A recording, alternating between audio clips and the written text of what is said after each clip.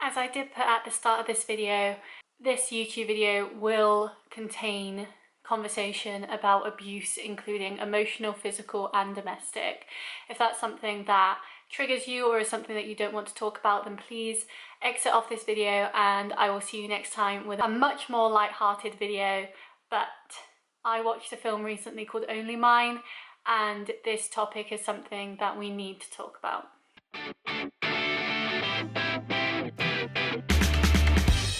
Only Mine is a movie that came out in 2019 and follows a girl who gets a new boyfriend who's also a police officer, and throughout their relationship things start to turn bad until she is nearly murdered. Now this movie brings to light the fact that not all abuse is physical. Of course, at the end of the film it does escalate to that, but throughout the film there are many signs of abuse that could go unnoticed and do go unnoticed in the actual movie, and these are things that we should not allow go unnoticed in our everyday lives. These are not things that we should just brush under the rug and think it's boys being boys. And I really wanted to talk about this topic because I believe that too many people, men and women and children, go through abuse, and it needs to stop, and people need to be better educated. And I do believe a lot of these abusers, especially people who do not resort to physical violence, do not believe they're abusing. And it's very scary to think that these people who are causing this trauma to other people don't even realise they're doing it, and so don't see anything wrong with their actions. And I hope that whoever watches this video, it either brings to light what abuse is, so that if you're ever in a situation where this happens, you know that it's not okay. And also, if you have ever been on the other side of that, with being the person saying certain things or doing certain things, you can also see that it's not okay and you need to stop, because abuse isn't just physical, and sometimes the emotional abuse can be so much worse than the physical abuse, because bruises fade and other people can see you getting hurt, whereas when it's emotional, people don't see it unless you speak out about it, and a lot of the times it's very hard to speak out about it. And also that emotional abuse will then follow you into future relationships and friendships, including trust issues and just worrying and second guessing, and it's just horrible. So I want to use this video to bring to light different types of abuse, what you should do if you see it in yourself or your friends or your family, and my top 5 tips on what to do if it's happening to you, because I went through a very traumatic experience when I was younger. I do not want anyone to have to go through that experience. I will say that I was never harmed physically in that, and that's why I stand so strong with the other sides of abuse and bringing light to it, because it took me a while to become me again, and it's something that I don't want anyone to go through because it's quite terrifying. So the big one for me personally is emotional abuse. Emotional abuse is something that can really shake you to the core, and I wanted to ask a few questions from the NHS website about different types of emotional abuse. So does your partner ever belittle you or put you down? Blame you for the abuse or arguments. Now a lot of this can come down to gaslighting. So if you don't know what that is, it's where people will blame you for things even if you're right. So say you think your partner is cheating on you with someone else and you confront them about it, they can say, oh, you're just paranoid. Oh, you're crazy for thinking that. Oh, I love you. Can't you see how much I love you? Why would I ever do that to you? Like, they make you second guess what you're thinking. Even going out with friends, you might be wearing a certain outfit and they will say, I don't want you wearing that. And then they'll say later, oh, it's because I don't want men looking at you that way. Like, I don't want people looking at you that way. I don't want people thinking things about you, like thinking you're easy or cheap. I love you so much and I care for you and I just want your well-being to be the best thing because these people don't care about you, but I do. Stuff like that, it's ridiculous. Even getting to the point where they may destroy items like your property And then they'll use that and say, well, I didn't hurt you. I could never hurt you, when your stuff is completely shattered on the floor, but I could never hurt you. They always try to belittle the things that they're doing with bigger things that could be worse, but what they're doing is just as bad, and it doesn't matter if they don't actually physically harm you. If they're harming the things around you or your mental health, then that's not a good situation to be in at all. Isolate you from your family or friends. Another thing, that they want control. They always want to control you, and so if they have people on the outside, like your family or friends, who could tell you that this is wrong, to leave you, to get out, they're going to try and stop that, because they don't want you to go. They don't want you to be able to live without them, even though you're perfectly capable of that. But they don't want that because they're controlling you. Make unreasonable demands for your attention. Some people see this as a good thing, but it's really not. If you think about it, people constantly calling or texting you when you're on nights out, if there's trust in the relationship, they shouldn't need to do that. They shouldn't need to know where you are at every second of every moment. And I found a lot of the time, if people are constantly asking you things that are guilty in terms of like cheating, then usually they're the ones doing it. And it's so horrible to say, but it's true. It's like, it's my experience. If people are constantly saying, oh, are you cheating on me with them? Or, oh, you're not out with your friends, you're off with this lad. Or say a guy buys you a drink in the bar just because, suddenly they're the problem and you're the problem because you allowed that, and you shouldn't allow that in the relationship, even though you haven't talked about boundaries. Oftentimes those people that are making those accusations are the ones doing it. And so you've got to look at it that way too, and think, why are you constantly accusing me? Because I'm not doing anything, so what are you doing? What's going on in your side of things? And then of course that can snowball into, once you get out of that relationship and you get into a new one, the trust issues are already there, even though you know this other person isn't that person. And so you've got to be able to work with them and communicate with them to show them that you do love them, you do care about them, but you've had some issues in your past that you're still dealing with, and hopefully they will respect that of you.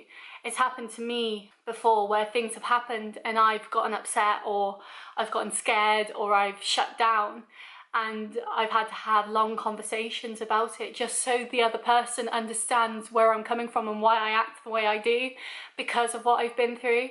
And it's disgusting that that even has to be a conversation, but it is, because if you don't talk about it, then it snowballs, and then that relationship gets ruined by that one that shouldn't have any effect on it.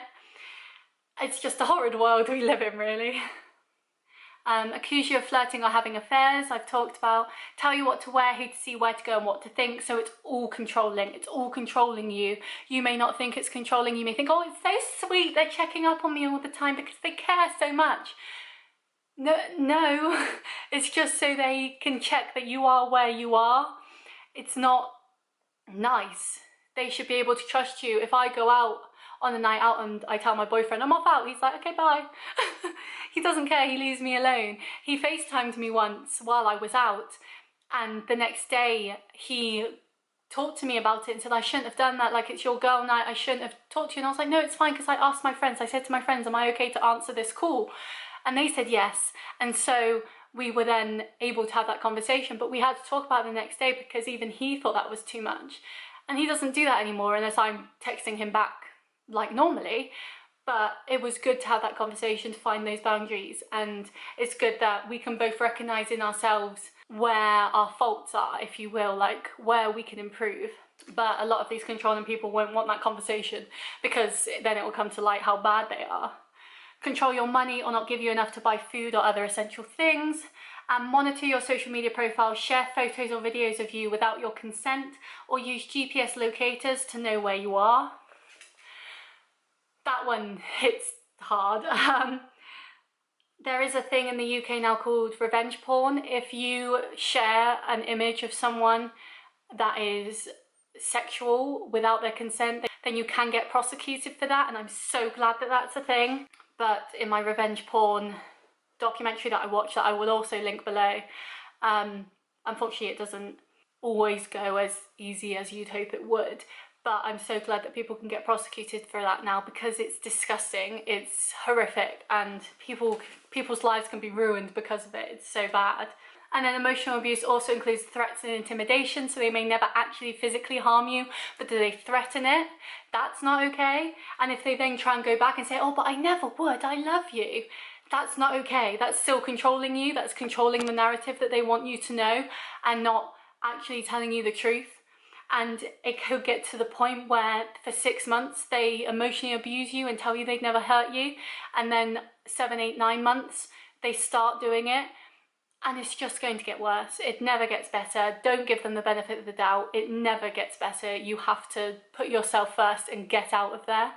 And then of course physical abuse is when they do harm you. And even little things like a punch on the arm or like a little shove, that can be seen as physical abuse because you never know what their intentions are. They might think it's playful, but say you've just had a full-blown argument, you've been yelling at each other, and then they say, oh, don't you know how much I love you, shove. That could be a controlling measure of like, aha, it's playful, but it's not. It's another way of them manipulating you to stay because they're trying to play it off as playful, but then that shove can become a hit, can become a slap, can become so much worse. And then some more questions just to go into these as well. Have you ever felt afraid of your partner? That's not normal. If you feel afraid of your partner and you can't talk to them about it, then you have to get out. Because if they're not mature enough or in the right mind to be able to talk about their emotions and feelings and how they're treating you in a manner that doesn't end up in a fight, then that's not a good relationship and you need to get out. Have you ever changed your behaviour because you're afraid of what your partner might do? Again, inadvertently, that's them controlling you. You may be changing yourself, but they're the ones making you do that. And if it's not a change that you want to do, then that's controlling, that's abuse. There are lots of things that can count as abuse and you need to be able to notice them and understand them. I hope reading out that list has given you a better look at what counts as emotional abuse, because a lot of the time people don't notice it or don't talk about it. People will brush it under the rug, say, oh, he was just having a bad day that day, or they had a bad day at work, she was too drunk that night. You know, they will play it off as a one-time thing, but if an abuser knows that they can get away with it, then they will keep doing it and you have to stop them. I will say in my experience, although I don't want to get too into it because obviously it's a fresh conversation and it's something that I don't really want to relive, I got quite lucky in that I am quite headstrong. I grew up somehow with the life I led. I grew up to be self-assured and to be confident and to know my own strengths. I trust my gut like it's my best friend, you know. My gut has never told me wrong. If I ever feel there's something wrong with a situation, there's something wrong with a situation and I need to do something about it to make that wrong go away, whether it is getting away or stepping back from a situation or texting someone. And so when I had this person trying to control me and trying to put me down and put me in a box and make me see things their way and basically take over my mind with what they wanted me to be, I didn't allow it. I stood strong and I made sure that the me that I am is the me that is 100% honestly me. Of course, I can change myself slightly with people I'm with. I talk about different topics with different people, but I'm still always me. And in some ways, I think that was, in that situation, a bad thing because they didn't like that. They didn't like that I wasn't going along with what they wanted. And so I was able to get out of it. Basically, a big thing happened and I just went quiet. I kept silent and I waited. I waited and I planned and I did everything I could to keep this person happy and content until I got out. And that month of me getting out of that situation was the worst month of my life, but I got out of it. I had to go through that situation to get out of it, and now I'm so much better. And while these things are still happening around me and stuff like that, like it still affects me, of course, I am so much better than I was and I'm in such a better situation. So if you're in a situation like this at the moment, I want to tell you it gets better. It will be okay and you just need to get the help that you can. For me, I went quiet. I didn't tell my parents, I didn't tell my family, I didn't tell my friends. I just stopped talking about it. I kept quiet.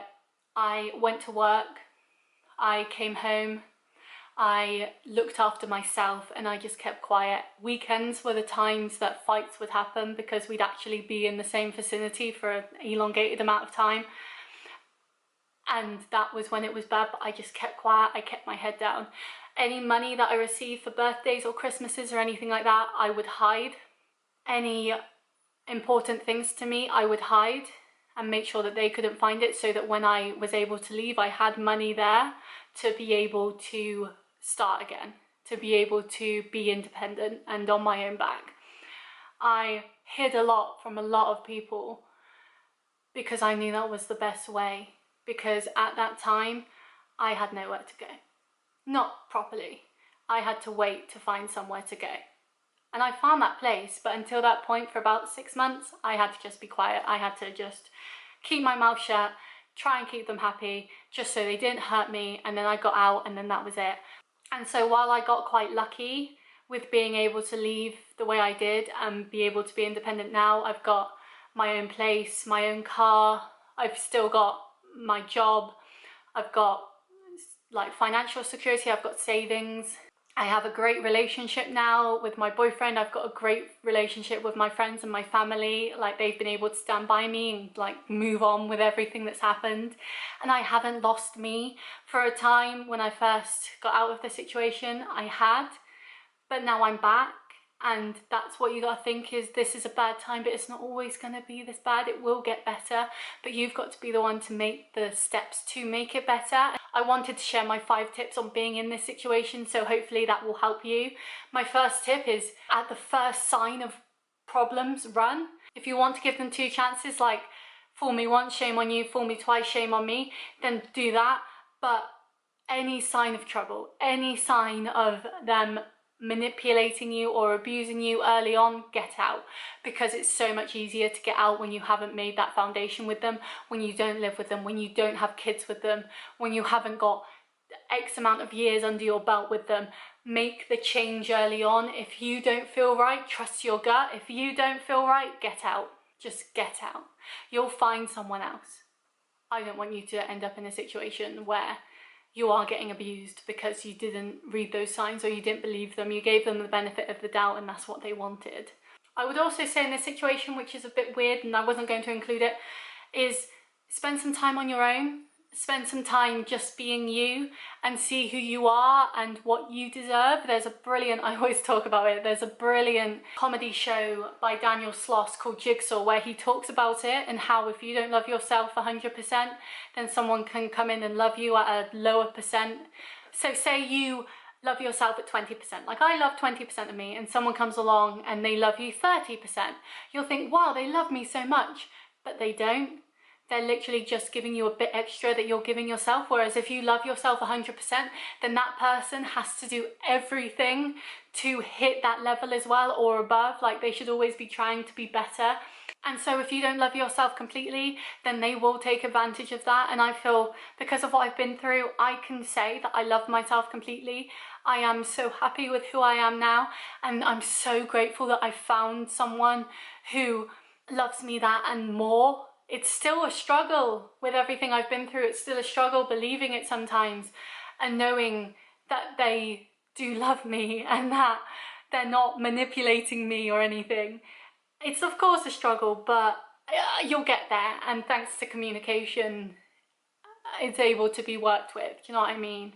So yeah, any signs of struggle, get out. If something doesn't feel right, get out. I went on a few dates with a guy for quite a few months actually, and it was never really escalating. It was just kind of stagnant. I would make jokes about him meeting my dad, and he'd be like, oh, why are you joking about that? Like, we could do that. And then I'd talk about it and he'd be like, no. And it was like, do you want to date me? Do you want to be with me, or am I just someone to pass the time with? And I went to Nando's with a friend and we talked about it because she was having similar issues, and I dumped him. I stopped dating him because it wasn't going anywhere, and why would I waste my time with that? Like, I deserve better than that, and it was good to get it out. And so yeah, look for the red signs, look for the issues, Google what can be minute signs of possible abuse in the future, and just make sure that you're happy and trust your gut. That was a long tip 1, sorry about that. Tip 2 is inform the police. Now, the police may not be able to actually help you. In terms of me, I filed a police report and then dropped it because I knew that it wouldn't, like, escalate and it wouldn't help me because I was trapped at the time, so I didn't pursue that report. However, even now, because I've got such a bank of evidence with the police of what's happened, and I am able to show them, like, if anything happens in the future, look, this is a pattern, like, this isn't me being crazy, there's stuff here, there's evidence.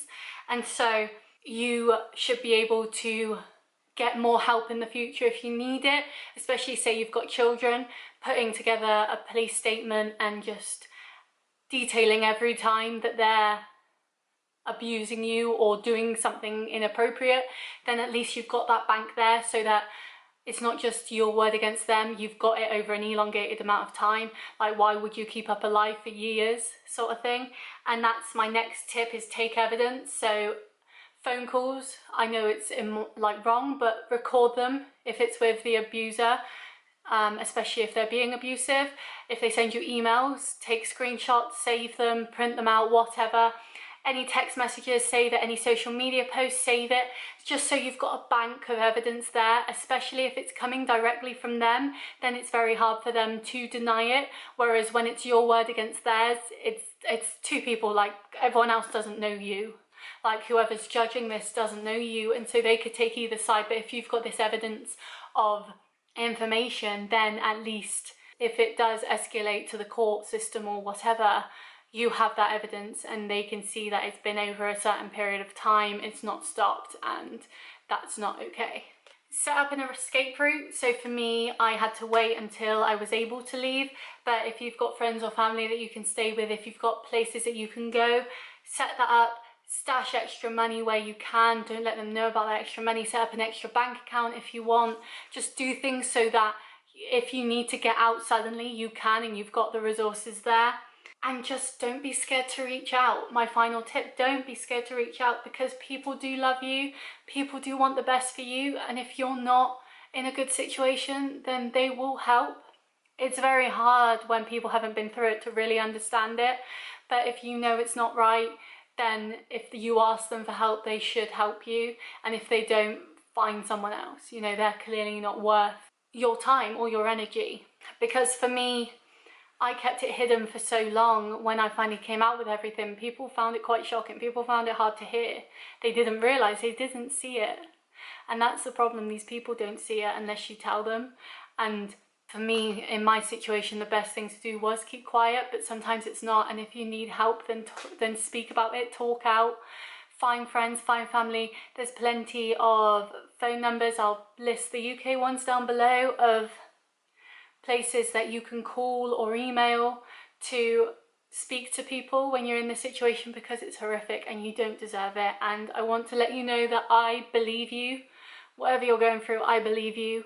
I love you, and you will get through this, and you will be better, and life will be better. And one day you'll look back and think, wow, how did I ever let myself go through that?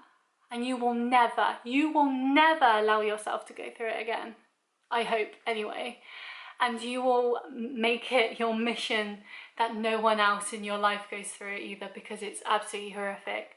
But yes, I hope you gained some insight from this video. I hope you gained some help if you needed it. I just want you to live your best life and be happy, and hopefully with this information you will be able to notice the signs for yourself and be able to get away from it if you need to.